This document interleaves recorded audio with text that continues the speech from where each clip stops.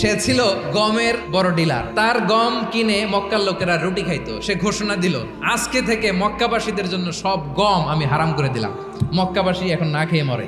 মক্কাবাসী বিশ্বনবীর কাছে আসলেন, এসে বললেন, মুহাম্মদ, আমরা তো তোমার ভাই, তোমার চাচা, তোমার ভাতিজা, তোমার আত্মীয়। তুমি সুমামারে বলো সে যেন আবার গমের সাপ্লাই মক্কার জন্য অনুমতি দিয়ে দেয়। বিশ্বনবীর অনুমতি ক্রমে সুমামা আবার মক্কাতে গম পাঠাতে শুরু করলো। পড়েন সুবহানাল্লাহ।